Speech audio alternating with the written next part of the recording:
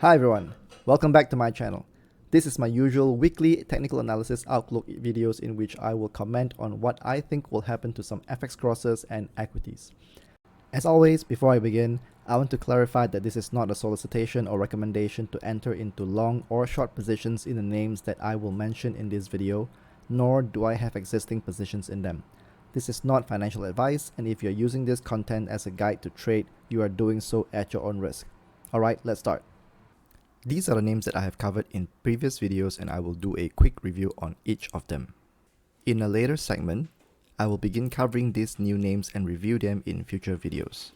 Also, I will cease coverage on these names because their chart patterns have been invalidated or did not perform up to expectation. I have put in timestamps, so please use them to skip to the names that interest you. I last covered Medtronic on the 15th of November and noted that it is in the bullish resumption phase after rebounding back above the neckline. As highlighted in earlier videos, upside bias has increased after Medtronic closed above the 100 psychological resistance. I view the recent decline to be corrective in nature, correcting the overextension above the upper Bollinger 3 weeks ago. While there may be a bit more downside from here, I expect Medtronic to resume its upside thereafter. So stay bullish on Medtronic due to the head and shoulders bottom that has a textbook target at 115.51. In a video on the 25th of October, I highlighted the potential formation of a head and shoulders top in Home Depot. Since then, price action has closed below the cloud and fell towards 327.43, raising the risk of completing this bearish pattern. Closing below this neckline will complete this bearish pattern. The textbook target is at 214.23. This bearish pattern requires an advance above 426.75 to invalidate, but I will not wait until that happens, of course. Closing and holding above the Ichimoku cloud will be time to give up on this bearish pattern because upside bias is expected to increase. Pepsico was last covered on the 18th of October. It is still forming a head and shoulders bottom, but let's examine its price action development since the last video. Price action initially failed to hold within the Ichimoku cloud, but quickly rebounded to trade within the cloud and recently trade above the 20-week simple moving average, suggesting that downside bias is receding.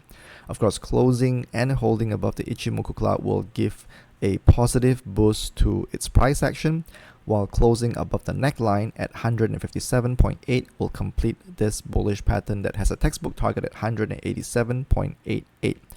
Alternatively, falling below 138.59 will invalidate this bullish pattern. Dollar Real appears to be attempting another bullish pattern. In the previous video on the 15th of November, I said that Dollar Real invalidated a head and shoulders bottom, but price action has since rebounded, closing and holding above the Ichimoku cloud, which means upside is now preferred. This has led to my suspicion that Dollar Real may be forming a double bottom instead, which requires a close above 5.5274 to complete and has a textbook target at 5.7842.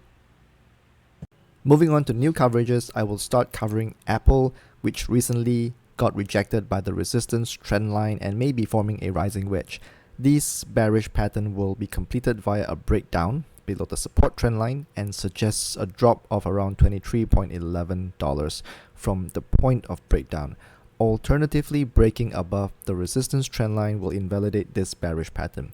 Now, this rising wedge appears to be newly formed, so it may not be completed so quickly. So not surprised if price action bounces off the support trend line and we do see a bounce off the 20-day moving average on the 11th of December. So not surprised to see Apple rising after bouncing off the support trend line as well as the 20-day moving average, and rises along and towards the vertex of this rising wedge first before initiating a breakdown. Next up will be a few British stocks. Found a few of them while going through the UK list. I'm starting coverage on Rolls-Royce, a UK luxury automobile company. Price action recently got rejected twice, in fact, by the Ichimoku cloud resistance and is expected to decline.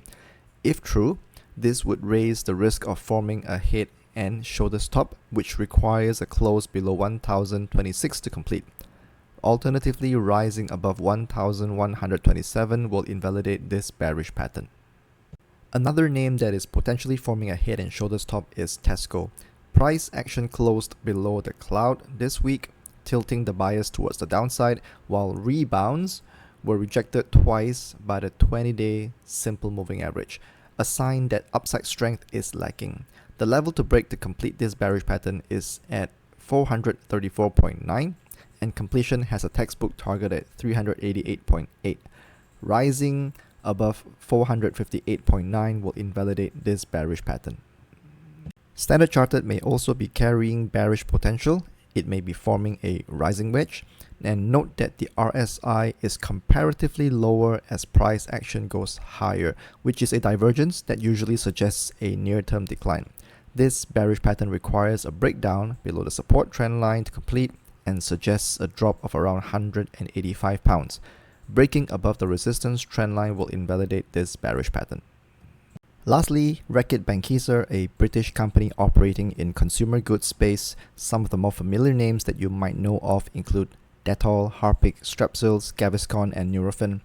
I suspect that it may also be forming a rising wedge and is potentially nearing completion given the recent rejection as well as trading towards the vertex of this rising wedge.